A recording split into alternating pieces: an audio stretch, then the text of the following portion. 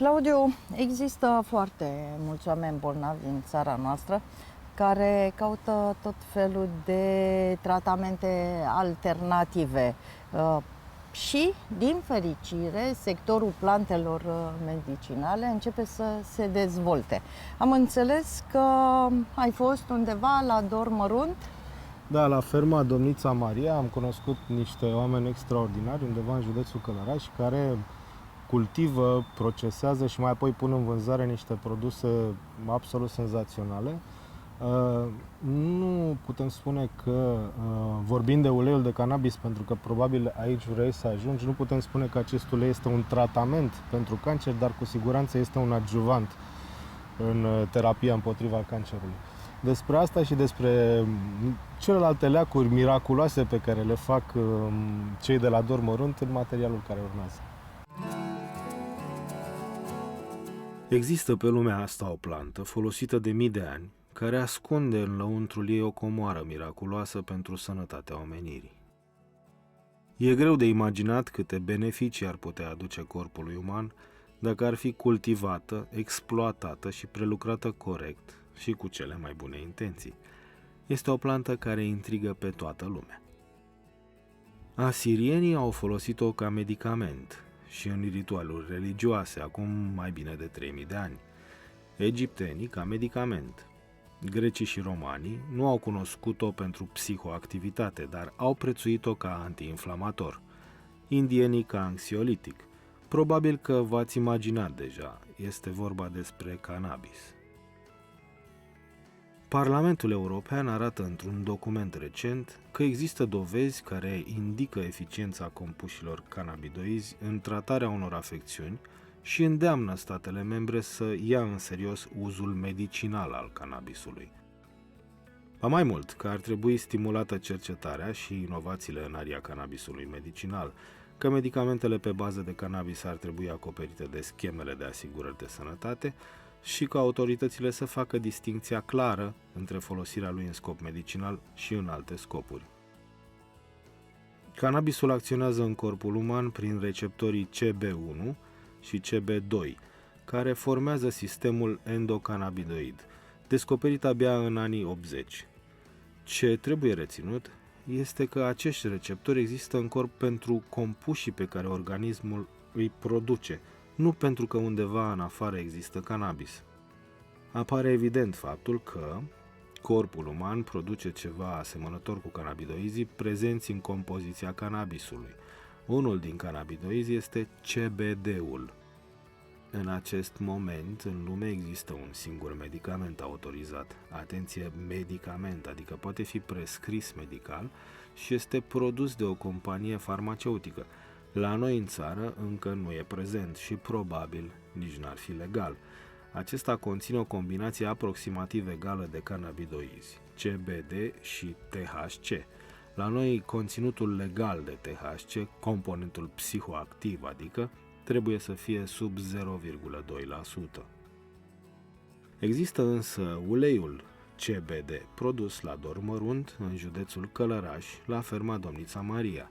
Să vedem ce se poate face din acest extract de cannabis. Noi aici am început cu investiție cu banii noștri. Până în momentul de față, cu toate că am încercat să accesăm proiecte europene, ne-au fost respinse, nu am mai încercat. Din cauza faptului că necesarul birocratic, aparatul birocratic existent îți impun o serie de condiții foarte greu de îndeplinit.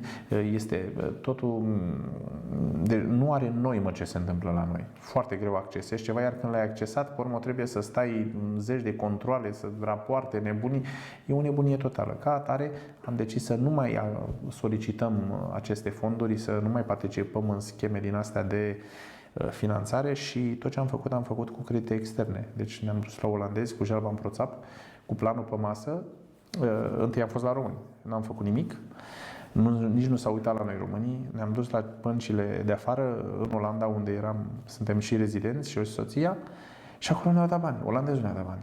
Da? Noi ce am Și a făcut fost interesat de o afacere dezvoltată în România. Nu, el a fost interesat să-și facă bani, să-și dea un credit și să aibă siguranța că își primește banii înapoi. Da? Că face un business bun. Olandezul e pragmatic.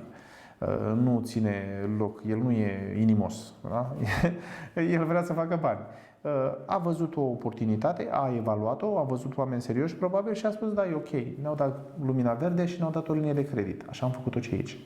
Cu linia de credit pe care am rambursat-o, spre fericirea noastră, să spun așa, ne-am stins datoriile, dar fără acea linie de credit nu făceam ce aici. Noi producem în momentul de față aproximativ 80-90% din piața europeană de CBD, de extract. Plecând de la un plic de semințe. Plecând de la un plic de... Totul a început de la un plic în 5 ani. În 5 ani, da. Și să produceți 80%. Producem și acum 80% în momentul de față din tot ceea ce se vinde în Europa. Deci este produs la dormul la noi, da. Pe export și nu vindem cu TVA. Deci nu vindem fără TVA pe intracomunitar. Deci la cine vindem, chiar dacă am un produs standardizat, biologic, da. Pur, fără aditiv, fără absolut nimic, un produs care nu-l produce nimeni sub această formă și aici vorbesc la nivel global, pentru că în general extracția se face cu CO2 și se face cu alcool, ambele procedee fiind ilegale la noi, în România și în multe alte țări europene și atunci sunt produse de alte țări care permit, au mai laxă aceste reglementări, însă noi avem un sistem de extracție novel, deci nou, făcut de noi ca ingineri aici în România, la care suntem pionieri. În total sunt 164 de produse pe care le facem. În general merg la export pe cantități mari pentru că nu avem capacitatea logistică să le putem vinde pe toate pe piața internă. Săpunul nostru anul trecut a fost declarat în Anglia produsul anului pe produse naturale organice. În Anglia există o serie de publicații, se poate căuta pe net, produsul anului 2018 în produse organice, a fost acest săpun CBD, pe bază de extract de cannabis, care a impresionat absolut acel juriu complet. Deci și a fost declarat, ei bine, cel care l-a dus acolo și care îl vinde, firma care spune că este produs în America. Nu, e produs la dormărunt, de două fete frumoase care îl și taie, nu numai că îl produc, și de fetele care strâng plantele, și băieții care presează uleiul și manipulează sace și pun pe selectoare de 3 ori semințele. Nu sunt făcute în America, n-au nicio treabă cu americanii.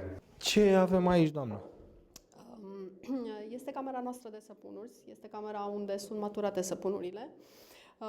Din momentul în care ies din formele de turnat, săpunurile vin aici și stau între 2 luni și 6 luni stau la maturat, în funcție de tipul de procedeu de saponificare pe care îl folosim. De ce trebuie să stea 6 luni la maturat? Sunt unele săpunuri care sunt obținute printr-un procedeu la rece, unde temperatura de saponificare este mai scăzută.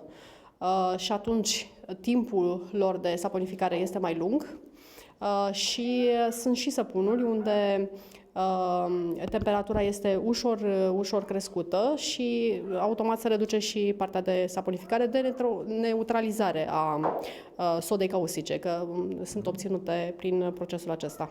Ce ingrediente folosiți în aceste săpunuri? Sunt uleiuri extrase prin presare mecanică, uleiuri presate la rece, practic. În ferma noastră? Da, din plantele pe care noi le obținem, din semințe. Se folosesc numai ingrediente din uleiurile presate la rece și mai adăugăm un procent de ulei de palm împreună cu puțin ulei de cocos, care îi dă un pic de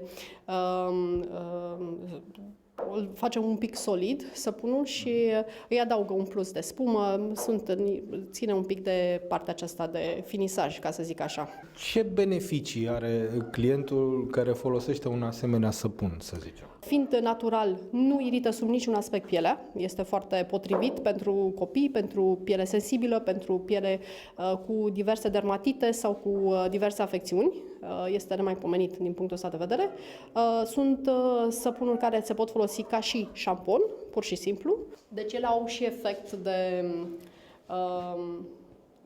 de balsam, ca să zic așa, pentru că înmoaie efectiv părul folosind săpunurile acestea. Diferența dintre un săpun și un șampon, de exemplu, e dată de gradul sau de cantitatea dintr-un anumit ulei pe care îl folosim. Pentru că ele au la bază, de exemplu, uleiul de cânepă presat la rece, uleiul de in presat la rece, uleiul de ricin și în funcție de mixul acesta de proporții pe care noi îl folosim, unele intră în categoria șampoanelor și unele intră în categoria săpunurilor. Cam asta este secretul, așa, ingredientelor. Cum avem putea să diversificați atât de mult? Din nevoie, să spun așa, pentru că și noi avem copii și deci, de exemplu, inițial pentru fetița noastră am căutat un detergent mai curat, dat fiind faptul că ea avea o alergie de piele, fata mea, și așa încet am început să ne uităm către produse mai curate. Așa a pornit totul, de fapt. Și, pe urmă, soția, tot arătându-mi diverse formulări, să spun așa, am ajuns la concluzia că există o foarte mare breșă, să spun așa, în tipul ăsta de produs de care omul are nevoie și ce este oferit. Da? Din cauza faptului că chimizarea, da, joacă un rol mult prea important în momentul de față de ce se întâmpla acum 100 de ani, sau 80 de ani, sau 200 de ani, spre exemplu. Și așa încet am ajuns noi la concluzia că ar fi util să dezvoltăm, să spun așa, un concept, da, în care să aducem atât hrana cât și celelalte obiecte pe care noi le folosim în igiena noastră zilnică mai aproape de om. Ce alte produse mai vedeți? Noi avem așa, să o luăm, avem aici un extract, un ceai de cânepă. Acest produs este un produs destinat în principiu pentru cei care au dureri cauzate de reumatism, de exemplu, da? Deci pe zona reumatoidă. Este un ceai mai special, da? Care conține o punguță de praf alb aici înăuntru. Această punguță de praf alb are rolul de extractor. Dat fiind faptul că analgezicele naturale până la tăria tramadolului sunt deosebit de nocive corpului uman din cauza faptului că au reacții adverse puternice, noi am venit cu acest produs, este deosebit de simplu. Este un soi special, să spun așa, și aici avem în această punguliță un extractor pe care îl folosim la prepararea ceaiului și aici avem... Ce înseamnă acest extractor? Acest extractor este o pudră de cocos. Pudră de cocos care a fost băgată în această punguliță, este mărunțită, este de import, nu o producem noi aici, dar deci o importăm, o mărunțim, o băgăm în cuptor pentru deshidratare, o oxigenăm, deci o punem sub jet de oxigen. În acest context, această pudră are rol de burete pentru un ulei.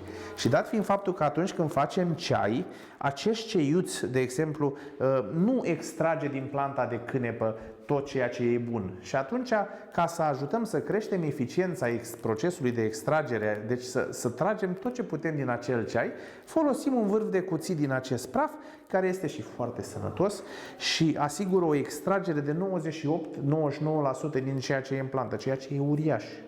Altfel ar fi undeva la 10-15%.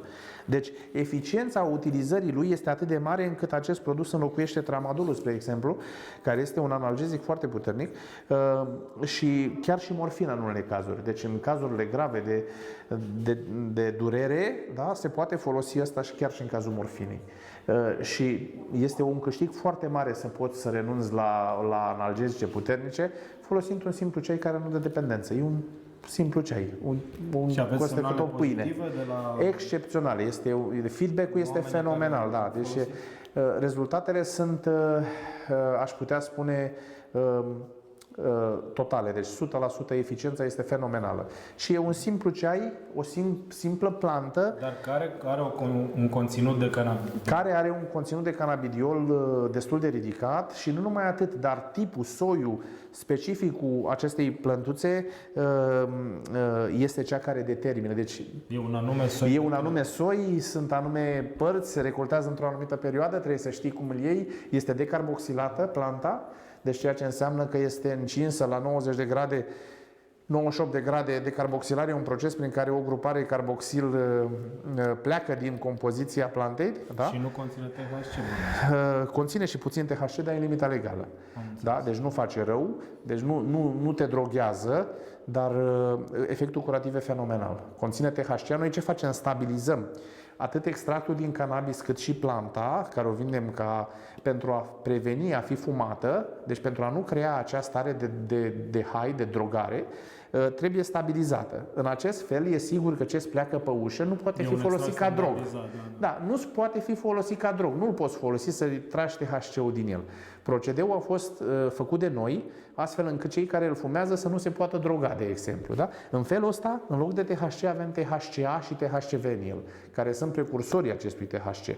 Asta înseamnă că, de fapt, componenta psihoactivă este aici, dar nu poate fi folosită pentru a te droga. Deci ea rămâne și îți face bine, deci nu îți face rău. Iar acest procedeu inovativ este al nostru, constă prin trecerea prin anumite filtre de carbon a acestui compus, așa cum este el, fie în stare de ceai, da? Și această trecere fie a uleiului, fie a plantei, asigură această stabilitate a produsului. Deci nu poți să te droghezi cu el, indiferent ce îi faci. Uleiuri presate la rece, toată gama, de la uleiuri de șofrănel, la uleiuri de in, uleiuri din semințe extra virgin de in, o gamă întreagă, șofrănel, in, avem ricin, tot așa din această gamă mai avem tratamente făcute tot pe bază de extracte din plante. Avem tratamente pentru piele sau pentru da, sunt uleiuri de sănătoare pentru diverse afecțiuni ale pielii. Deci avem o gamă completă de uleiuri de sănătoare, de uleiuri de gălbenele, de mușețel, de lofantus, de roiniță. Diferența este că acestea nu sunt extracte hidroalcoolice. Adică nu sunt amestecate plantele cu apă și alcool și după aceea sunt puse în sticluță. Nu, acestea sunt extracte integrale, sunt plante macerate. Esențiale, Nu. Asta înseamnă că extracția este făcută prin infuzare sub presiune și temperatură. Sunt sterilizate, sunt aseptice, sunt total libere de orice fel de contaminant, deci nu conțin apă și nimic. Ceea ce este aici este de fapt, am putea să o vedem ca fiind plantă presată, dar nu e plantă presată, conține și puțin ulei, dar uleiul este necesar în procesul de extracție, nu este adăugat ulterior în ceva. Deci vine extractul în sinea lui, vine așa. Deci asta este ceea ce se obține. Aici mai avem zona de creme. Cremele care suntem pionieri, să spun așa, în această cremă CBD, deosebit de apreciată pe piața din Germania și Olanda, chiar și cea din Anglia. Aceste creme au avantajul că nu conțin creme pentru psoriazis, creme pentru cei care au, de exemplu, dermatite de contact sau dermatite generale, pentru probleme, de exemplu, avem persoane care le folosesc pentru bebeluși, ca cremă de schimb la scutec. Este fenomenală, în sensul că nu conține niciun compus chimic, conține undeva la 2% ceară de albine, în rest este extract din salvie, extract din cânepă, extract din mușețel și ulei CBD. Asta este tot. Dezavantajul este că trebuie puțin încălzită, dat fiind faptul că este relativ solidă din cauza untului de cânepă, trebuie încălzită puțin fie în palmă, fie într-un castron, într-un vas de apă călduță, ca să poată să fie scoasă pe pompiță.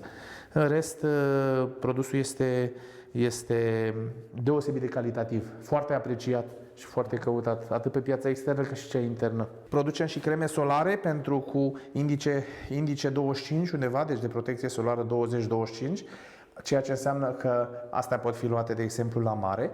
Avantajul este că această cremă, dacă o comparăm cu tot ceea ce produce piața, da, poate fi folosită fără niciun fel de probleme și nu va cauza niciun fel de reacție, nici probleme cu cancer sau altceva, din cauza faptului că este bazat exclusiv pe uleiuri presate la rece și plante. Aici este un ulei de salvie și cânepă și plantă de cannabis. Este un extract integral din salvie.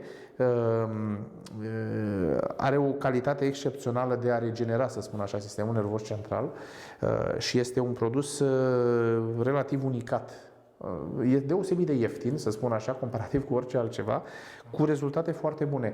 Ăsta poate fi folosit, de exemplu, și dacă avem nevoia de a, pe termen scurt, să spun, da, de 4-5 ore de a avea un rezultat foarte bun într-o activitate, la un examen, de exemplu, sau pentru că este un tonic, da, oferă un boost. De ieftin? E undeva la 40 de lei, parcă, o sticlă de 100 de mililitri, dar ajunge în jur de 3 săptămâni. Deci un om și-l permite, în general. Nu este relativ scump prin perspectiva ceea ce face. Totul e făcut manual, bineînțeles, în ceea ce privește partea de plante, iar prețul vine în principal din munca necesară condiționării și procesării acestor plante. Deci materia primă este cea mai scumpă, în sensul că pentru a ajunge la o sticluță din asta de extract, este deosebit de multă muncă, pentru că produsul nu conține apă, nu conține niciun fel de compus chimic, sunt efectiv extracte integrale. Și de-aia cantitatea care trebuie luată zilnic e mică la acest 4-5 ml. Da, e foarte valoros și foarte apreciat. Avem o ciocolată din extract de cannabis, din cannabis sativa, o ciocolată cu semințe de cânepă și unt de cânepă. Acestea sunt componentele pe care le conține această ciocolată, nimic altceva. Nu există un extract din rădăcină de cânepă pentru a da zaharul, deci zaharisirea și gustul acesta dulce. Deci zaharurile sunt extrase din rădăcina de plantă. Deci dulcele tot din cânepă. Dulcele tot din cânepă, dar din rădăcină. Grăsimea e untul de cânepă. Grăsimea este untul de cânepă, tot ce se vede aici, și semințele de cânepă sunt doar pentru a da puțin o aromă, un gust, să spun așa, mai plăcut. Este un mod de a administra pentru cei care vor să administreze acest extract de cannabis și sub o formă mai plăcută, să spun așa. E un produs mai deosebit, deci să spun avem așa. un conținut mare de CBD. Deci extractul de cannabidiol în produs este de 1350 de miligrame pe 100 de mililitri.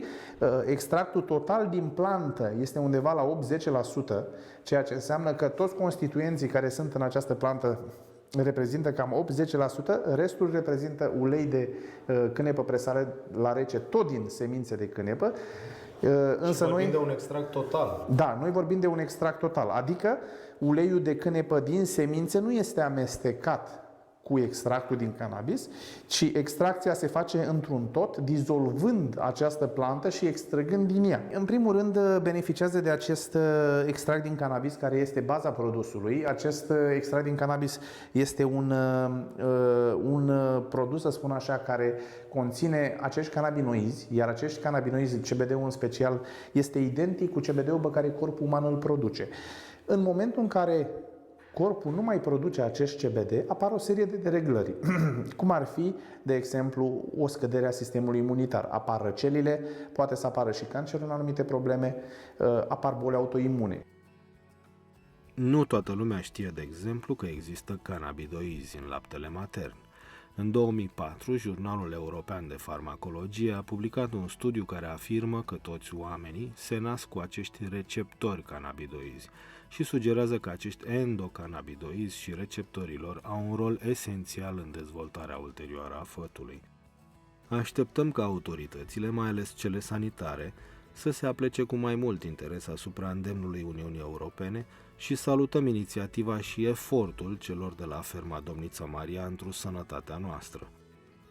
Până atunci, rețineți, cannabisul nu înlocuiește tratamentul prescris de medic. Nu încercați să vă tratați cu cannabis fără supraveghere medicală. La noi în țară însă niciun medic nu poate prescrie încă tratament cu cannabis.